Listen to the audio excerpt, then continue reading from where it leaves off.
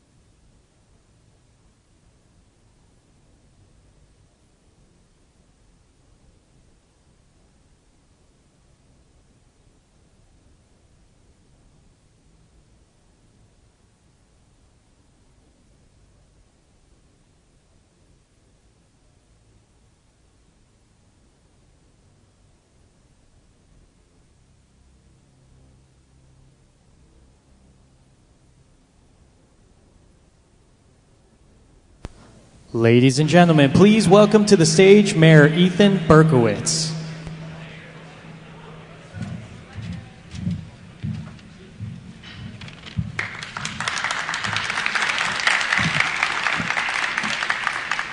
Good evening and welcome. It's a tradition in Alaska to begin all gatherings with what we call a land acknowledgment, to remember that we are on the land of the Dena'ina Athabascan people, and they have been on this land for 10,000 years, and to thank them for welcoming us, and I do so in their own language, Chinan. You know, Alaska's a big place. We're the size of Germany and France and Spain and Britain put together. We have more coastline than the rest of the United States. Anchorage itself is 7 times the size of Singapore. We have the 4th largest cargo airport in the world. But we are very dependent on other people in other places to stay connected. And that's why it is a pleasure for me to welcome you here. Because what you do brings the world closer together. You use the power of imagination and the power of intelligence and the power of creativity to help people think and to help people understand the world around us. I offer an admonition to my staff on a regular basis. I ask them to please take me out past where I can see. It's the way of old navigators as they discovered the world around them. They went farther than they thought they could go. And because of that, we learned and we had a better understanding of the place that we live. I ask only that as you do what you do, remember that there's a moral component to it as well. And that I ask that you apply your intelligence and your creativity for the good. So welcome to Anchorage. It is a distinct pleasure to have so many people in our town. You've added almost 1% to our population. And I hope you add much more than that to our coffers. Congratulations and thank you. Ladies and gentlemen, please welcome to the stage Professor Ankur Teradesai.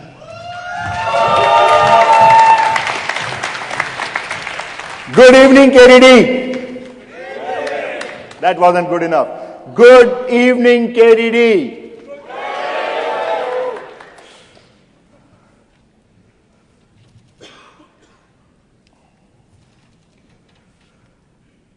My name is Ankur Teradesai. I'm the General Co-Chair for KDD 2019. So let me jump right into it. Does anyone remember this number? Anyone? How about now? A few years ago, people were obsessed with this number. The projection was that this is the amount of data the world is going to produce by the year 2025. 175 zettabytes to be exact. As if that wasn't enough, people came up with all sorts of creative ways to visualize this gigantic number, and for some reason, all of them involved DVDs. So weird. So brace yourself. People said that if you store the data on DVDs, then we will have a stack full of DVDs that you could get to the moon 23 times, and of course back. Or circle the Earth 222 times. But my personal favorite is if you could download all that data at an average of 25 megabytes per second, then it would take one person 1.8 billion years, just 1.8 billion years, to do this. I love that there is an alternative, though. If every person in the world could help out and start downloading that data, it would just take us, the entire humanity, 81 days. Being impressed by size is a very elegant human imperfection. And we may forgive ourselves for being so predictably human. But since then, we have learned that there are many other attributes of data that matter beyond size. It matters, the source matters. Think about that. It matters that we understand the process by which this data is mined. It matters that we understand the biases inherent in that data. And most importantly, it matters that we understand the context, the semantics of that data yesterday, today, and tomorrow. With that, it's a very complicated characteristics of that data that makes these times of the 25th KDD very exciting. But we are also inheriting a huge responsibility. If you have been paying attention, our society is going through a massive digital transformation. Over the last few years, the data mining industry has been in the news. Massive data breaches, algorithmic behavior modification, election influence, privacy violations, facial recognition, surveillance, you name it. We are at the center of it all. It feels weird that we are sitting in this DeLorean time machine, but the wise and measured Doc Brown is not behind the wheel. We are time traveling, but without the deeper grasp of physics that it takes to understand the responsibility that we are putting on our future. Data science as a discipline is the application of algorithms that learn from data. And unlike decades ago, data sets are much larger, more diverse. The bigger the data, the bigger the ethical questions, the bigger the responsibilities that we place on ourselves as this community. This naturally brings up some very interesting questions. What kind of questions? First one is, how do we go faster from research to industry? How do we operationalize machine learning in highly regulated industries like healthcare, finance, and criminal justice? How do we usher in this era of data responsibility such that it is useful, trustworthy, and resistant to abuse? As the co-founder of Kensai, my industry is healthcare. I know firsthand that it's a long road to help patients get better through artificial intelligence, and that's okay. The automobile industry took 4 decades, more than 40 years, to create a repeatable, scalable, transparent, and ethical production pipeline. How long is it going to take us to create such a machine learning pipeline? How long should it take us? It seems that we must revisit the definition of data science. We should include the reality that data science is a means to an end. The end is solving business and human problems. And it is that reason why all of us are gathered here as the data science community to be at the beginning of asking the right questions before reaching out for the data. 60 to 70% of the projects fail even after a machine learning model is deployed. I have found that in the real world, machine learning doesn't get the right level of human buy-in because it's often a black box.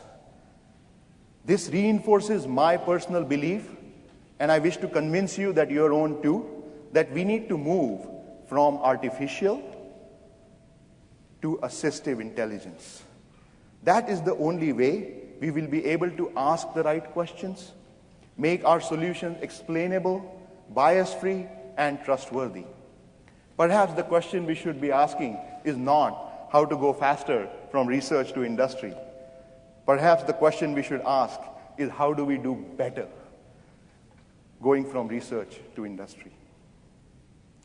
Our community cares deeply about both deep research innovation and algorithmic improvements, but we also care about the real-world impact across environment, health, social media, and driverless cars.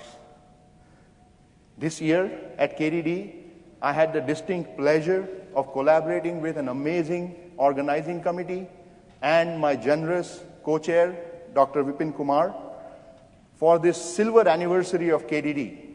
Let me give you a few highlights of how this program is going to flow and what's so unique about this context that I'm setting for you. For the first time, we had record number of submissions, 400 more than last year. We had an amazing movement around a double-blind review process in the research track. We took immense pride in making sure that our community is going to become the flag bearer for diversity and inclusion, not just from a programmatic level, but also from attention to various actions that we take in order to ensure that women in data science prosper and go forth with new innovations. We have enabled this through small group interactions. We have evolved the KDD Cup from a single track to a multi-track contest with significant prize money, over $100,000.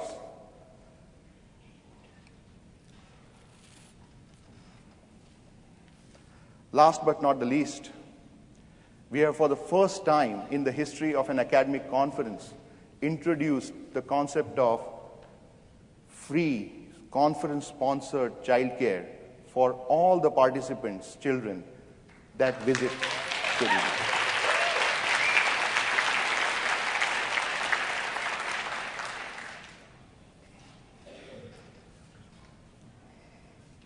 My clicker is slow. I hope the researchers, industry practitioners, academics, and everyone in this community across data science, machine learning, and AI will be inspired by the wild nature of Alaska and come to this conference with that renewed spirit next year. I want to reassure you that our future hasn't been written yet. No one's future has. Your future is whatever you make it.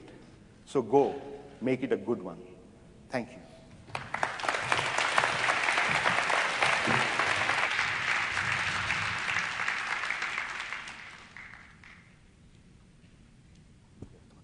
Ladies and gentlemen, please welcome to the stage Vipin Kumar.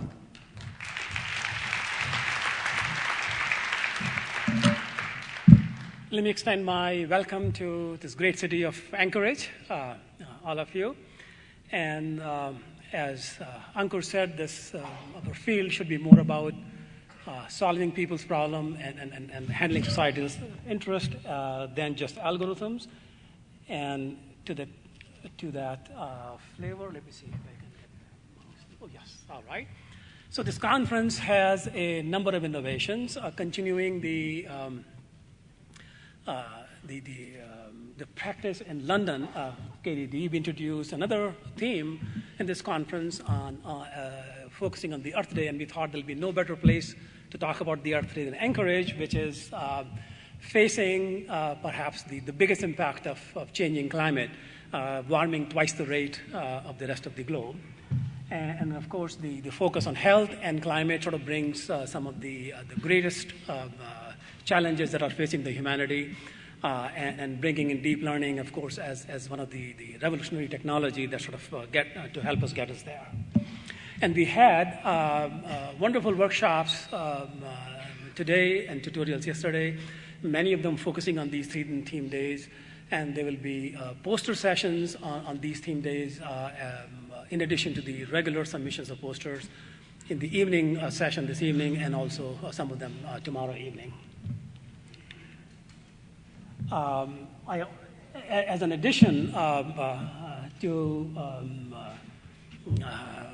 to these theme days, we have a special social impact workshop, again focusing on the issues that Uncle highlighted, that is, we got to focus on the society. And this is a special session that's going to be held on Wednesday, and that's going to focus on a whole bunch of themes, including issues such as migration that are forced, humanitarian crisis, diversity and inclusion, data science education, and of course going to be featuring 10 talks by prominent academics and industry leaders. Let me just give you a few more numbers about the KDD, which is the tradition. We have a sold-out crowd. The capacity of this venue was about 3,000. We went well over that number. We have 51 countries represented, 832 women, about 24%, which is a lot less than what we would like it to be, but at least we're making progress. We have 443 students registered, and we were able to support 170 students, which is a record number, I'm told. All of this was made possible by a huge generosity of our sponsor. We raised well over $1 million. It supports student travel, and the various conference functions, and great food that you're enjoying here. And I'd like to take this moment to thank all of the sponsors. Please join me in the long list of 60 sponsors that sort of made this conference possible.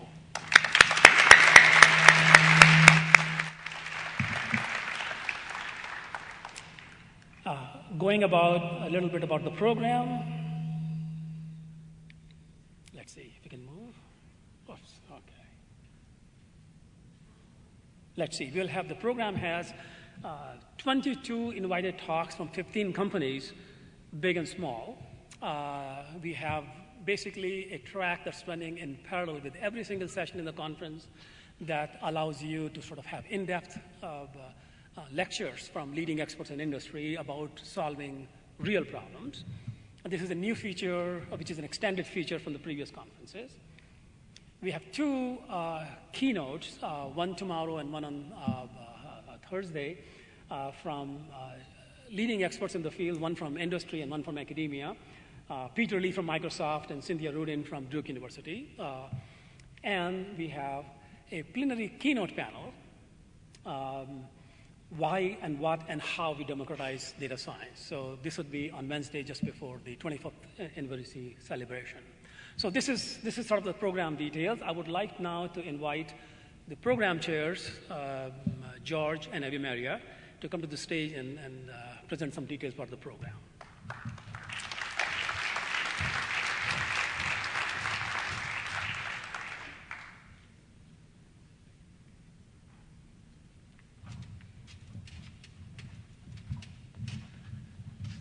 Good afternoon, everybody.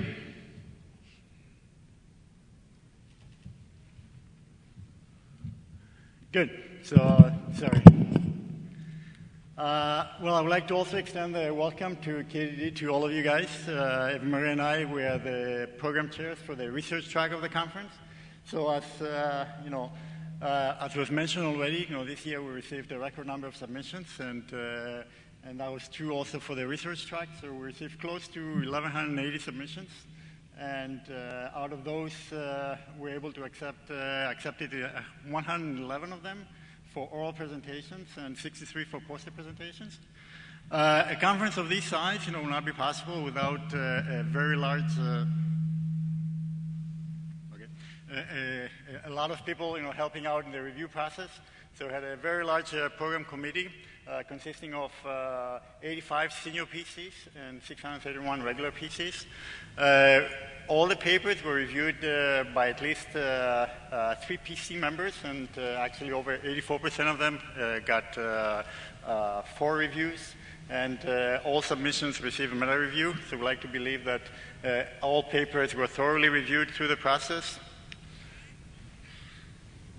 And now one of the things that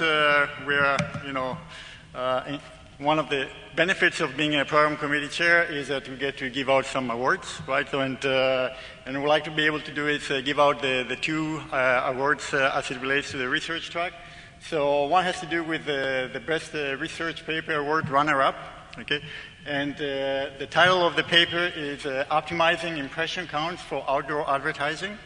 And the authors of the paper is Yiping Zhang, Yuchen Li, Zifeng Bao, Songsheng Mo, and Ping Zhang. I'd like to have the authors to come up here at the podium to receive the award.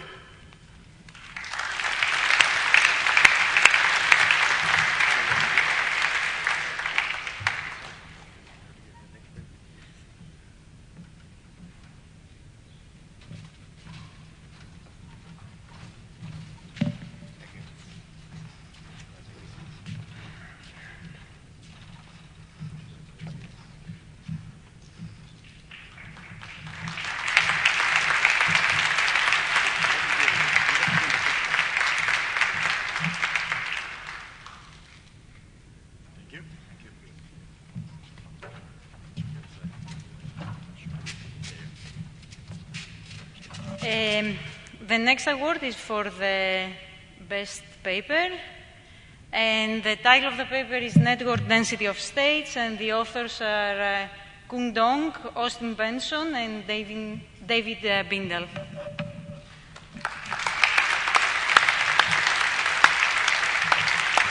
Any of the authors here to receive the award?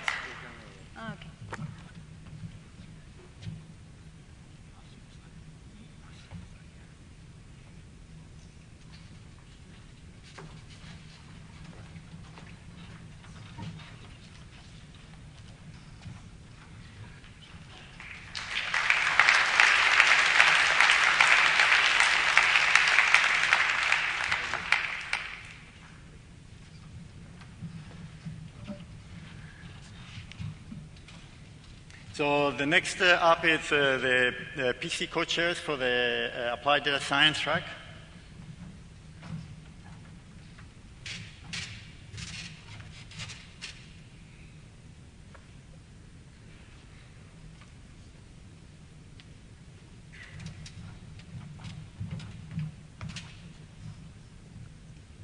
Okay, hello everyone. My name is Romer, and I'm excited to be here with my co-chair, Ying Li, to present a summary and the best paper awards as well for the Applied Data Science track. So just to get started, wanted to summarize a few of the changes that we made on the data science, on the Applied Data Science track, and that we're pretty proud of, and I think it contributes to making KDD a little bit better every year. One of them is, as some of you may have noticed, is the simplification of the call for papers, where we went from 3 different categories to just 2.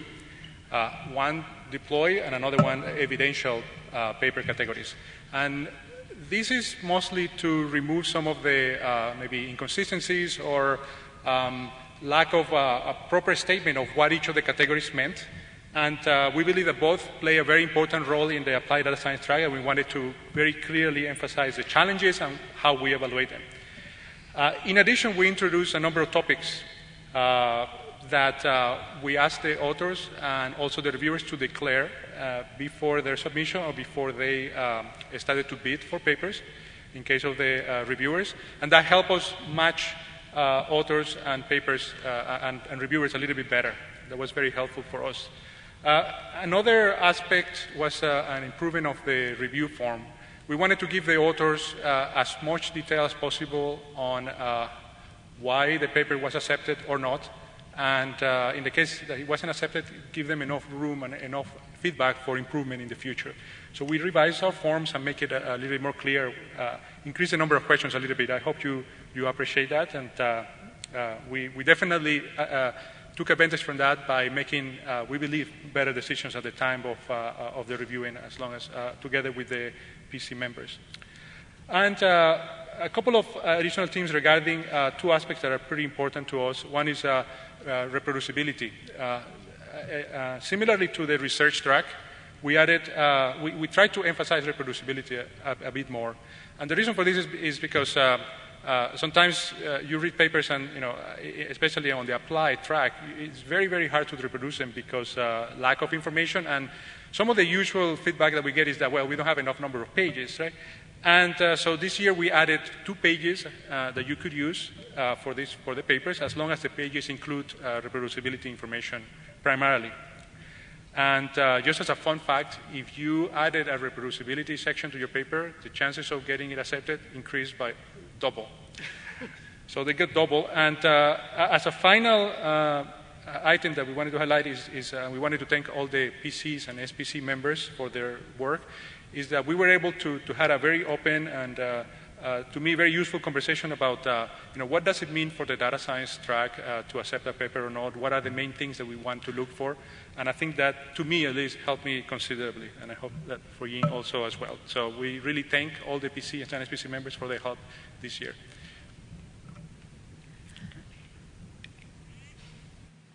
One extra. Okay. Oh, we're missing a slide, but Okay. Why don't you talk about the? I'll talk about it. All right. Speaking of statistics, we actually had the slides on the category breakdowns. So, for instance, deployed versus evidential. We have about slightly over 1/3 of paper are deployed, and the rest are evidential. And there is a little bit of uplift in the acceptance rate. Both in oral and the posters acceptance for the deployed.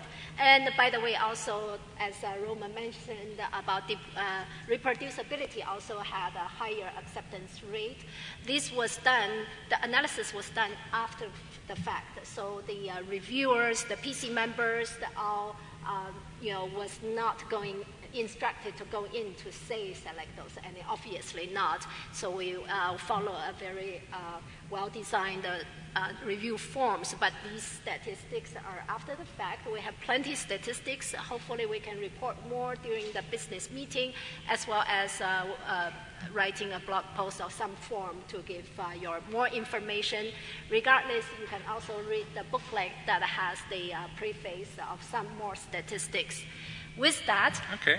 Time to give out. With that, we are very happy to mention what are the awards on the ads track.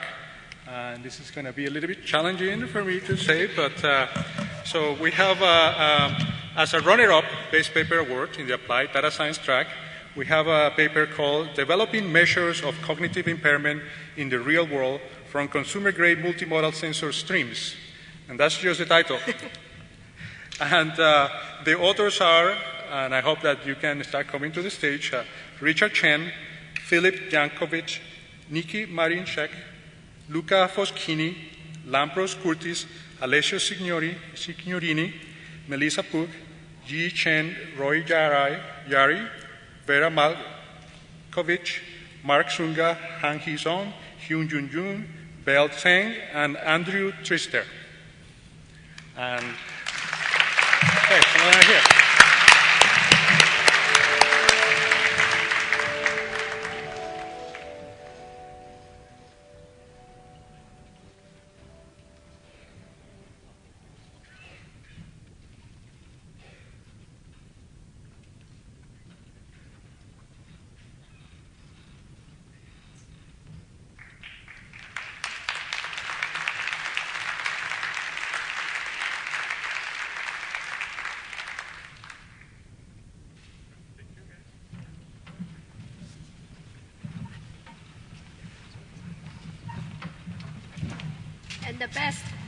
And the best paper award for the Applied Data Science track goes to Action Speaks Louder Than Goals, Valuing Player Actions in Soccer by Tom De Cruz, Lotte Branson, Jan Van Haren, Jesse Davis. Please come up.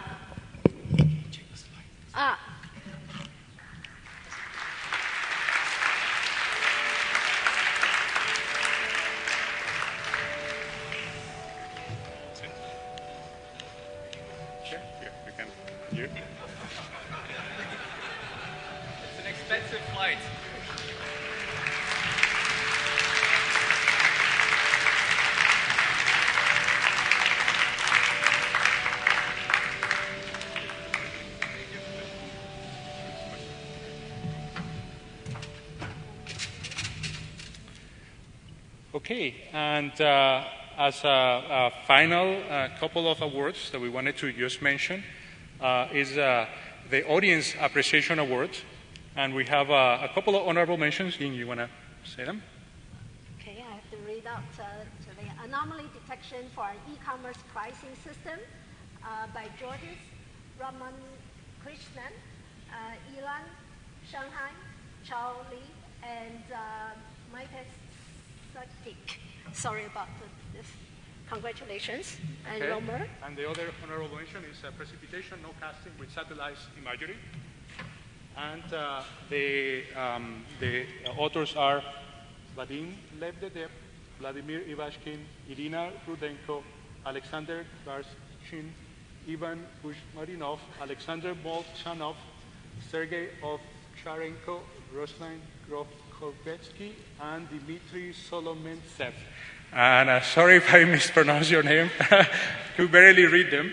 So, and finally, the winner of the Audience Appreciation Award, Temporal Probabilistic Profiles for Sepsis Prediction in the ICU, and the authors are Adam. Okay, so I need to move this here because I cannot see. I'm gonna try this. Hello, can you hear me? Can you hear me?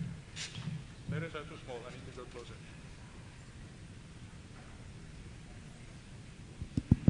Okay.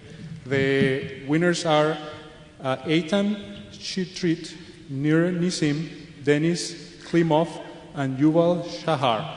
And just as an additional piece of information, so these Audience Appreciation Awards were selected based on the videos that were submitted by all of you. And these were the videos that saw the most views and social actions. They were selected, and a panel decided which of the many videos received the Appreciation Award and honorable mentions. So, thank you. Thank you. With this, I would like to come to the stage, please, to talk about the SIGKDD Awards.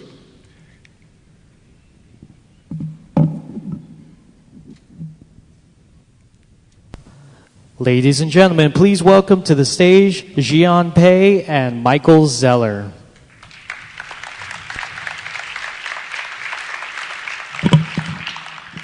Okay, this is Jian Pei. I'm the chair of SIGKDD. First of all, I would join to the organization committee to welcome you to Anchorage, Alaska for this wonderful conference. And indeed, this conference was decided to come to Anchorage several years ago when KDD was not that hot yet. And as KDD becomes larger and larger, and we are thinking about we have to add 1% or 2% of the population of the city, we were very honored, but at the same time very scared. And I want you to join me to congratulate the organization committee for their wonderful job to make this safe, wonderful, and very celebratable. Thank you.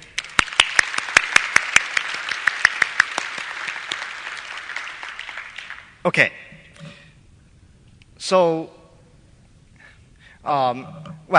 everyone knows KDD conference. And indeed, behind KDD conference is the SIGKDD organization, which is a special interest group of ACM. And SIGKDD is the community of data mining, data science, analytics. The major activities within SIGKDD is organizing several flagship conferences for the border area of data science, including our flagship here, KDD, and also some other conferences. And we also invest a lot into the social impact program, and then we return the value, the sponsorship to those activities. So the social impact program is to support projects that promote data science, increase its impact on society, and help the data science community. And SIGKDD has a series of important awards to recognize the excellence in data science and the leadership. And so I invite Michael here to join us to present the award this year. First, we are very happy to announce the KDD 2019 Best Student Dissertation Award. This award is selected from the PhD thesis nominated by universities. So after the universities nominate the award, we have the committee to review and select the winners. So the award winner goes to Team at Hoff, sorry if I did not pronounce the name properly, from Stanford University. The advisor is Professor Yuri Leskovic.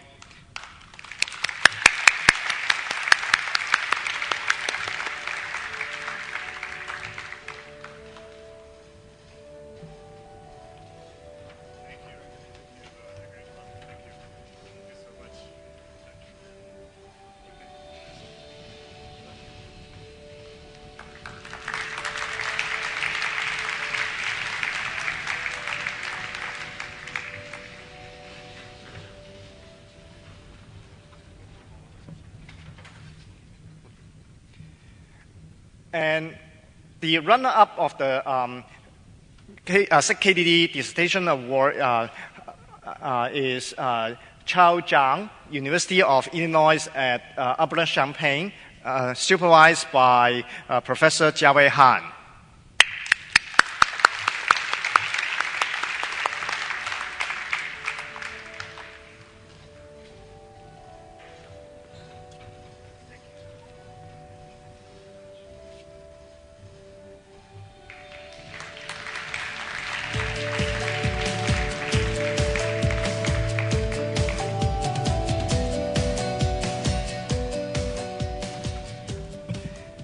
And the honorable mentions are Michael Yet from University of California, Riverside, supervised by Professor Imon Q.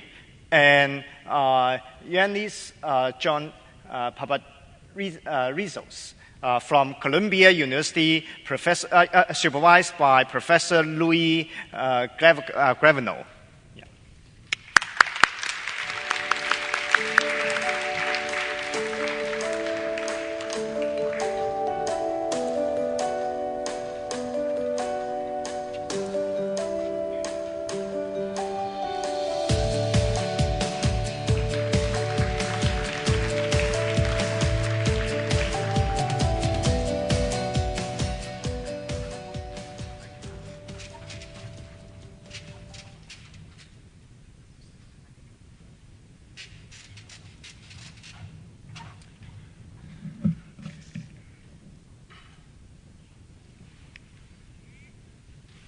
Okay, now moving on to the KDD 2019 Test of Time Award.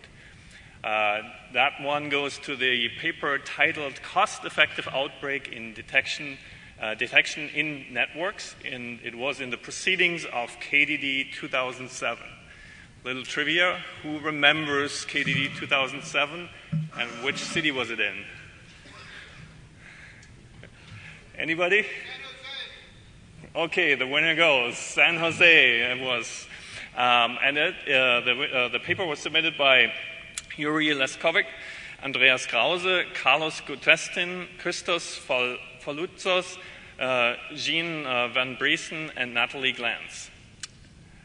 And I would like to invite the representatives of that paper to come to the stage, please.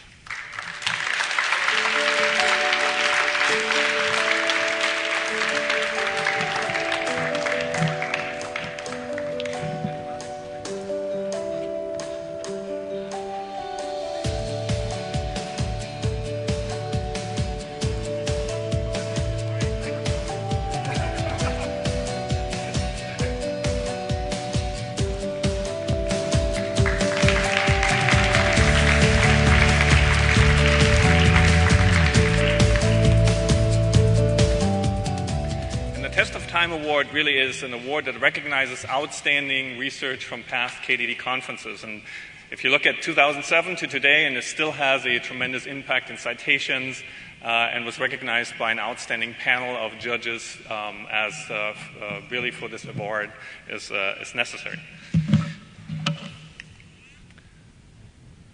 Moving on to the SIGKDD 2019 Excellence in Service Award, which goes to our good friend Balaji Krishnapuram from IBM.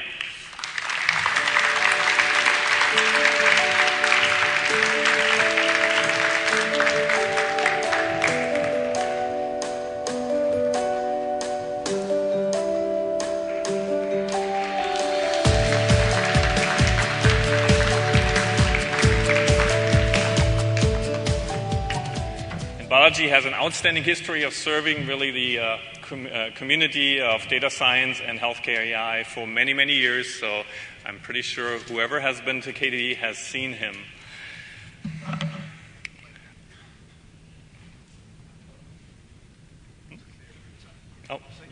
Oh, of course. Okay, Balaji, please go ahead. So first of all, I want to thank everyone here for the recognition. I should start off by acknowledging that this is really recognition of all the team members who've contributed over the years to make this possible. In particular, all the people who volunteered in the organization committee of KDDs over the years, all the companies who supported us with sponsorships, etc. So I want to first of all take a moment to thank everyone here. If I just have 2 sentences to add about the direction that KDD is going, we are witnessing the industrialization of data science, and that means that over the years, KDD has seen a community that is completely transformed from a majority of our attendees being researchers and authors of papers presenting their work, to today 90% of our attendees are practitioners who are here to learn and grow a network. And as a community, we should find a way to increase the way that we add value to everyone, whether they attend the conference or not. And I invite all of us to participate together jointly in this transformation. Thank you.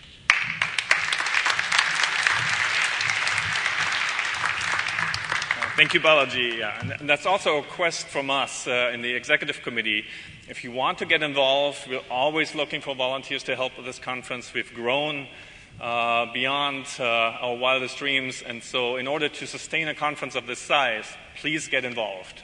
Please be part of our community.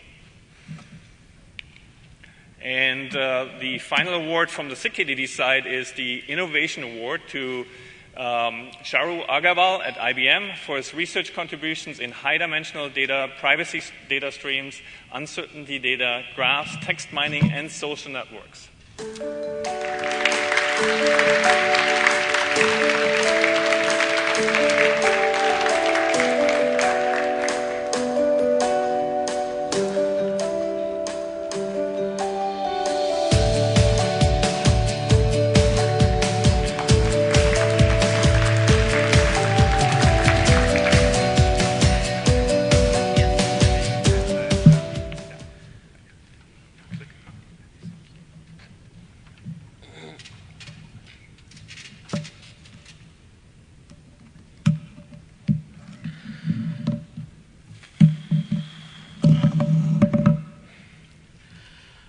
So first of all, let me say that I'm really honored to receive this award.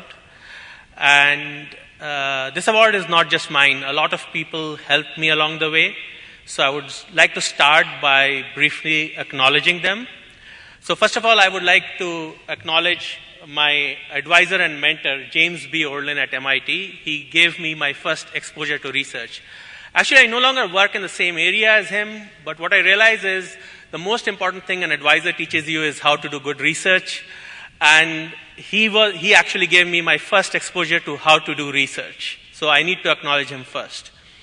Then I need to acknowledge all my collaborators. On DBLP, I have over 289 collaborators. And a special acknowledgement goes to Philip SU, with whom I have over 100 publications. And in fact, he helped me in my transition to data mining because, as I said before, I did not work in data mining when I was doing my PhD. Then I would like to acknowledge my director at IBM, Nagi Halim. He's been in my management chain for over 2 decades, and he has always supported my work. Finally, I would like to thank my book publishing partner at Springer, Susan Lagerstrom-Fife, with whom I have had a very productive partnership in publishing books. So let me start by talking a little bit about how my research progressed over the years, and then I'll talk a little bit about what I have been doing more recently. So as I mentioned before, I'm originally not from data mining. I'm from the field of operations research. And after graduation, I switched to the field of data mining. It happened quite by chance, where I worked for a summer at IBM. I was a theoretician originally, and I just wanted to get a sense of what practical work looks like. And I liked it a lot, so I simply joined IBM and I started working in that area. And at that time, KDD wasn't what it is today. It wasn't a huge conference like it was today. And it was a fairly small conference. It was fairly low-key, but the potential of the field was known. And as we all know, that has come true. So initial couple of years was spent in developing pattern mining algorithms. And then we moved on to, then I moved on to my first major effort on high-dimensional data. So one interesting point about industrial research is that it often gives you exposure to many practical problems which one may not see in a university setting, and that's how our high-dimensional work came about. So what happened was that sometime in 1997, a person from the IBM software group came to us. He wanted to cluster a high-dimensional data set. We used practically every tool available to us, and somehow it just didn't work. We tried k-means, we tried every algorithm that we knew. And then what we decided to do is that we decided to explore the data by using visual exploration, which is what is generally recommended when something doesn't work. You got to find out, you got to explain why it doesn't work, and maybe you can get some ideas. So then we looked at the scatter plots, and what we found was that the relevant attributes are often local. And what we saw in the scatter plots, actually, a very primitive version of that was reproduced in our papers. In fact, this is one of the early figures. It's actually drawn using XFIG. This is from the 90s. So you can see quite a primitive figure. But what it shows you is that there are 2 cross-sections of data. One cluster exists in XY, one cluster exists in XZ. So you can't really do feature selection without losing one of the clusters. So we proposed what is called projected clustering and the Proplus algorithm. But at the same time, at around that time, there was an effort going on at Almaden, a parallel effort which at that time we were not aware of, which was also doing somewhat like subspace clustering, which was a click algorithm in Sigmod 98. So the 2 algorithms were actually developed independently of one another, but there were differences in the models because they were developed independently. The click uses a pattern mining approach, whereas Proplus uses a more traditional definition of clustering as a strict partitioning. So finally, we compared Proplus to click, and we published that in Sigmod 99. And of course, we extended it to very many problems. So we extended it to problems like nearest neighbor search, outlier detection, and similar ideas were applicable to those areas. So for example, here I show some scatter plots for outlier detection. So here I show 4 views. In 2 of the views, neither point A nor point B is an outlier. They are just mixed up with the noise. And in one of the views, point A is an outlier, and in other views, point B is an outlier. So clearly, you have to look at specific projection of the data, which give you the outliers. And then we extended this idea to a host of other high-dimensional problems. This was the earliest work that we did. We proposed the OR-class algorithm with PU, projected nearest neighbor search. We also proposed fractional distance matrix. So normally, you look at the LP norm for P is equal to 1 or 2. We looked at where P was a fraction, and we showed some theoretical results that using P as a fraction enhances the local part of the data, which is what subspace methods do. So it tended to work quite well. And this idea actually has been used quite extensively in the medical field recently by people from the medical field. Now, we also looked at some interactive projected clustering methods, how to explore the data. Then we commenced our next major body of problems on data streams in 2001. And that time, an effort was going on at IBM to build a streaming platform. And that is actually now a streams product at IBM. So we developed the CLU stream algorithm with Han, Wang, and Yu, and this was used as a base for development of many applications. So we extended it to streaming classification, and we also had a version of reservoir sampling for data streams. So in this effort where we were looking at streams, of course, there was an issue that we had a lot of data and we had a lot of attributes to the data. In fact, this was one of the issues with IBM too when they were developing their streaming platform. So they were worried about privacy because they were worried about breaches. So I looked at the theoretical models for privacy. How can we quantify privacy? In what settings is privacy hard? And in fact, I came up with some results which were very negative. So what I showed is that with sufficient amount of data, eventually you can always break the privacy of the data set. They were kind of pessimistic results, which were kind of like a warning that, okay, no matter what you do, the risks are very high. But of course, I did not give a concrete algorithm to actually break privacy, but just showed the principle. But of course, within 2 or 3 years, Narayanan and Shmatikov, they came up with an algorithm using a similar principle to break privacy. And in fact, they mentioned my paper that this is a similar principle as that theoretical paper to break privacy. And I believe that as a result, I think Netflix actually had to stop their Netflix price challenge. They had to take back their data set. So again, that shows that privacy in general is very hard to achieve in many practical settings. So recently, I'll talk a little bit about what I've been doing recently. So recently I've been looking at 3 areas. One is graphs and social networks. Then is outlier analysis and ensembles. And I'm also looking at deep learning. So in deep learning, I'm looking more at auto AI style techniques. So let me talk a little bit about outlier ensembles. So classification ensembles are actually very popular. You see classification ensembles all the time, but you don't hear as much about outlier ensembles. There was some work in 2005 where Lazarevich and Kumar, they proposed feature bagging. So there was some sporadic work, there was some interesting work, but it was not formalized like classification.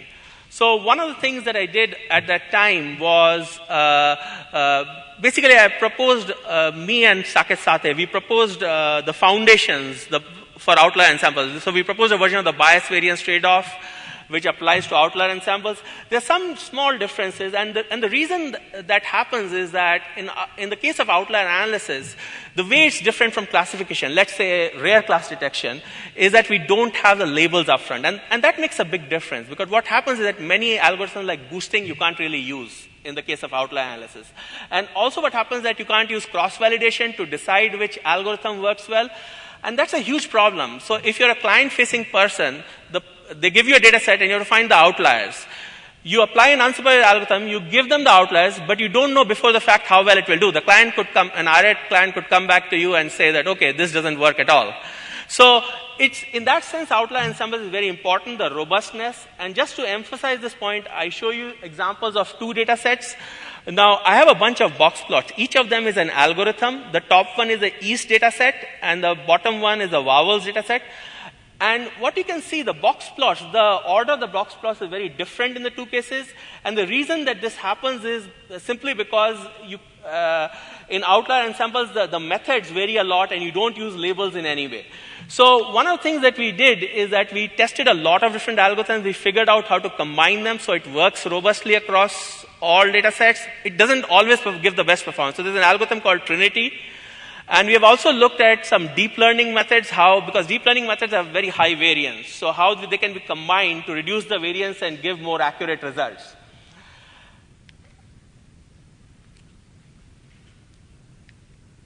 Okay, my clicker is slow. Okay. So finally, I'll come to deep learning. So I've been looking at deep learning. Sorry, this clicker is behaving. So what we are doing is that we are developing sparse architecture for specific data domains. So it's important to know that often we think that deep learning is a panacea for all problems, but that's not quite true. In most real-world settings, a random forest or a gradient-boosted tree will actually work quite well. And there are only certain particular types of scenarios in which deep learning is highly desirable, and in specific domains. So typically, if you have data with very rich structure specific to a data domain, an example is image data. And there you use a very specialized type of network, a very specialized type of connection architecture. So in those cases, and in fact that connection architecture that we use in image data, that's inspired by the cat's visual cortex. So there we used a biological inspiration to do it. But of course we cannot do that for every domain. So one question that I've recently been addressing is that for a specific data domain, let's say temporal graphs from a specific domain, is there any way where we can automatically learn the pattern of the architecture, the pattern of the connections, where deep learning will really do very well? So we have done some initial work on temporal graphs and recommender systems and also time series. For auto AI techniques, we have tried reinforcement learning. It has turned out to be a bigger challenge than we thought. And the reason is that reinforcement learning methods require a tremendous amount of data. And when we are working with real data sets, that doesn't seem to do the trick always. So we are looking at ways in which we can generate data using GANs and other techniques to do this type of training.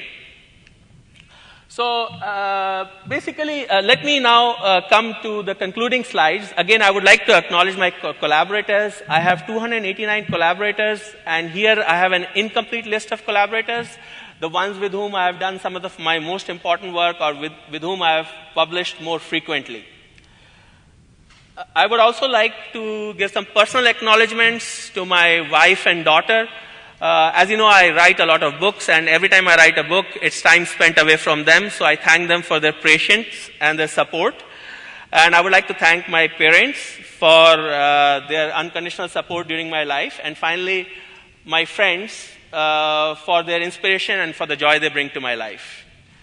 And I would also like to thank my endorsers and my nominators for their support towards this honor.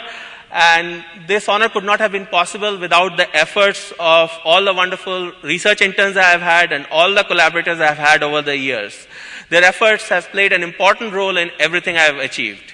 Thank you very much.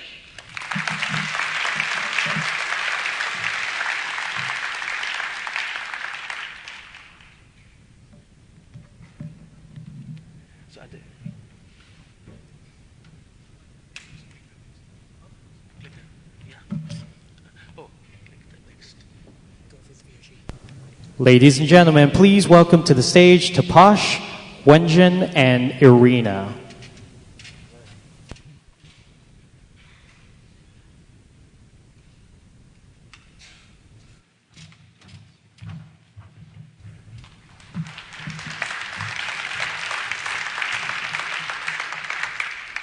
Hi, everyone. Let me check the clicker.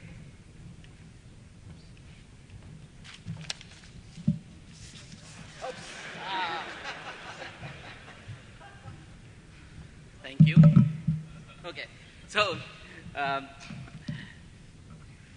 one more behind.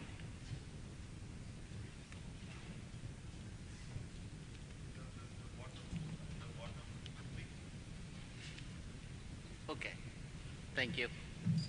So I'm very thankful for all the KDD participants as well as the OC chairs to allow us to host the competition. We are hosting for the first time not one, but 3 competitions. The total awards are more than $100,000. We wanted to host competitions which were cutting edge and industry leading. So we decided to do additional competitions with AutoML and reinforcement learning. This was possible because of our excellent sponsors. So I'd like to thank Baidu for the regular ML, 4Paradigm for AutoML, and IBM and Hexagon ML for the regular RL track.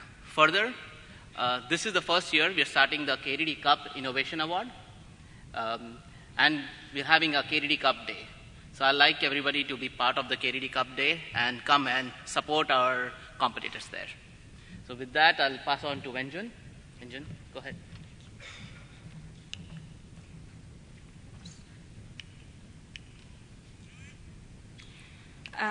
So the regular ML track is sponsored by Baidu. The problem is to identify the most appropriate combination of transportation modes, considering contexts such as time of day and the traveler's demographics. This competition has attracted more than 1,000 teams who made more than 5,000 submissions. And the top winners are shown on the slides. And for the sake of time, we won't be reading all the names, and we will have a special awards ceremony tomorrow at the KDD Cup Day. While most of the data science competitions have predetermined problem formulations, this year's regular ML has a task 2 which allows contestants to ask new research questions. 3 winners were selected, and the special award was given to a solution that utilizes the paddle-paddle platform. Now, Irina is going to talk about the AutoML track.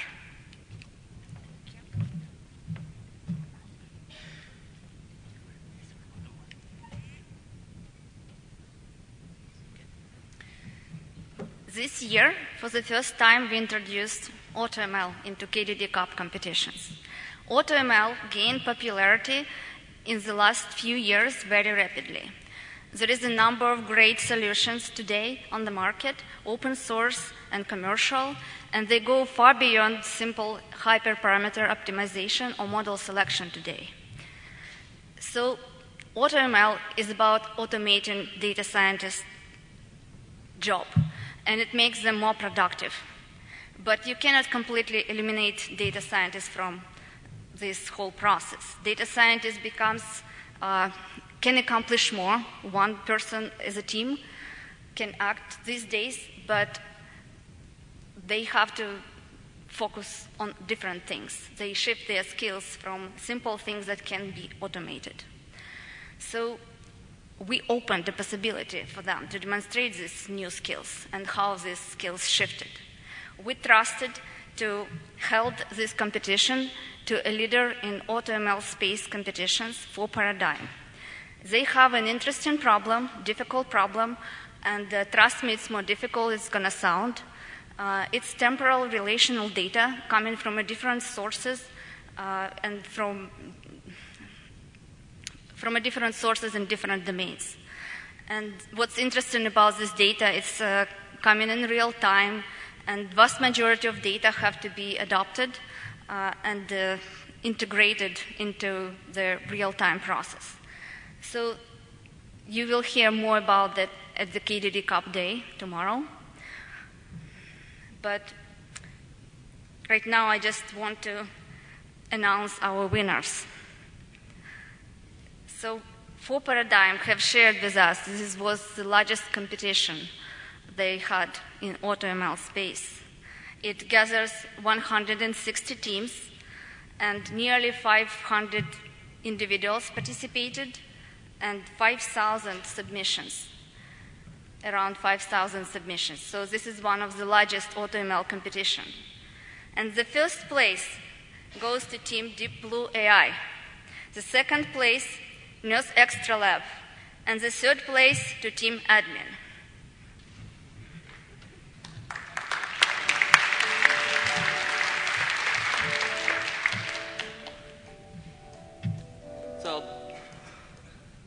Okay, finally I got this right. So a cutting-edge competition is not possible without humanity considerations. When we were selecting the proposals, which we had a lot of this year, one proposal really did stick out for us, and that was a proposal for solving malaria in Sub-Saharan Africa. So as majority of you might know, like 50% of the world is infected with malaria, and especially Africa, around 90%. This particular competition is an attempt to use reinforcement learning to solve that, to do an optimal policy decision making for giving out the disinfectants and the mosquito nets. So I'm very happy to announce the top 3 winners: Team HZK, Team RL Hacker, and Team Alpha. Thank you for all the effort that went in to make this thing. We really developed 735 different RL agents to solve this competition. And finally, I wanted to add that this wouldn't have been possible without collaboration with IBM Research and a small startup, Hexagon ML. So thank you, Hexagon ML. Because of your agility and ability to host a competition like RL competition, we'd like to award you the KDD Cup Innovation Award, the first one from KDD. So thank you, everyone. Ladies and gentlemen, please welcome to the stage Srinivas Kalapudi and Zong Zi.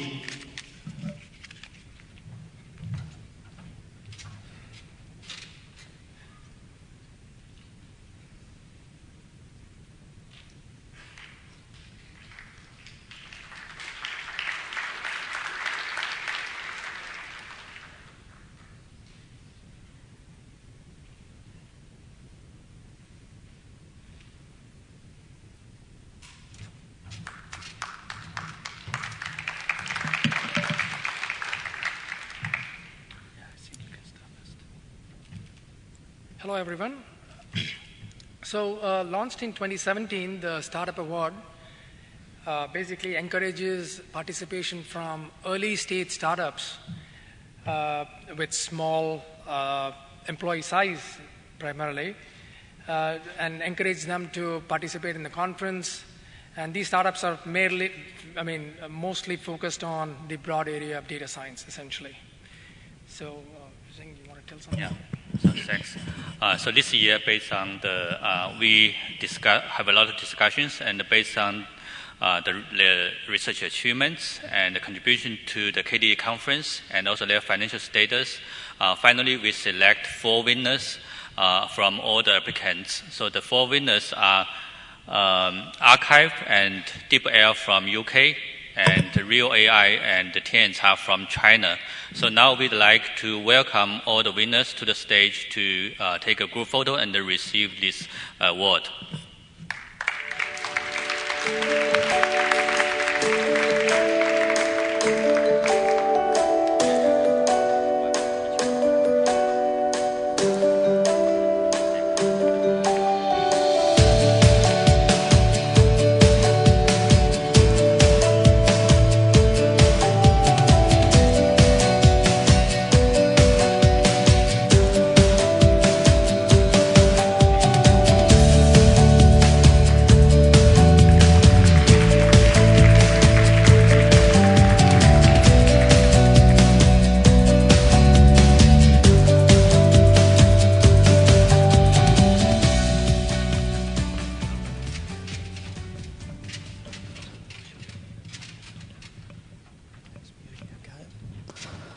Ladies and gentlemen, please welcome to the stage TED Senator Vipin Kumar and Ankur Teradesai.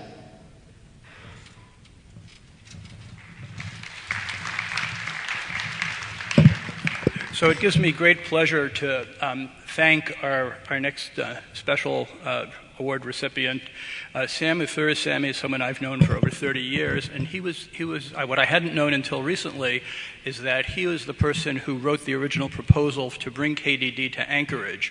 But in addition to that, he's always worked behind the scenes and has probably been the most effective behind the scenes contributor to not only KDD but also other conferences in AAAI and in IJCAI. He was responsible for the very first KDD workshops in 1989, 1991, 1993, and 94.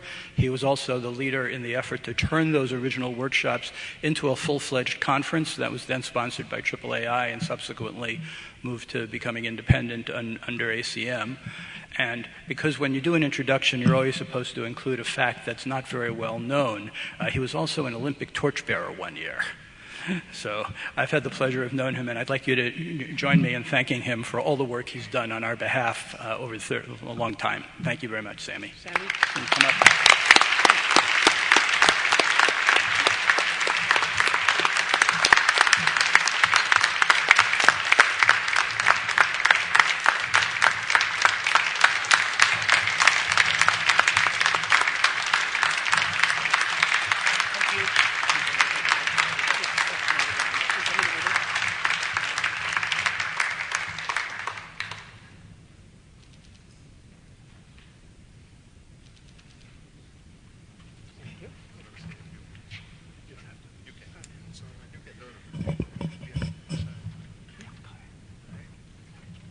So this one is okay, right? Over the years, the objectives of KDD conferences have been to have intellectually satisfying and emotionally satisfying conferences. And by looking at this program here and the location that we have now that is rather beautiful, that we have achieved that purpose. Now, what you are all going to do this week is you are going to make it memorable. So thank you for that, and I'm glad to see you. Okay? Thank you. Thank you, Sammy. And we have a great week ahead of us, and a conference like this won't be possible without the work of the volunteers and the organizing committee, and especially the team that the executive event has sort of put together here, professionals, support from them. So I'd like to thank everybody, and I'd also like to invite all the organization committee members to come to the stage for a picture, and of course the celebration begins. Okay? Thank you. OC members, please come to the stage.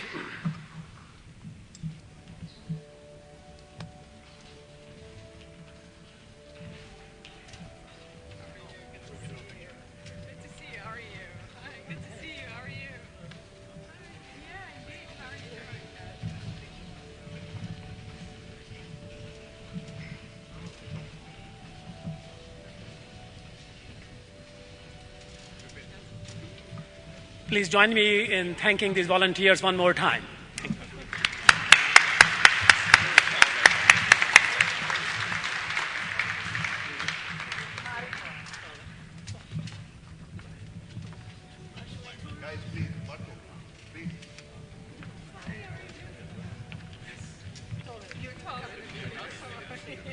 Guys, come on in. We can, yeah, we'll sit here. The mayor should be here.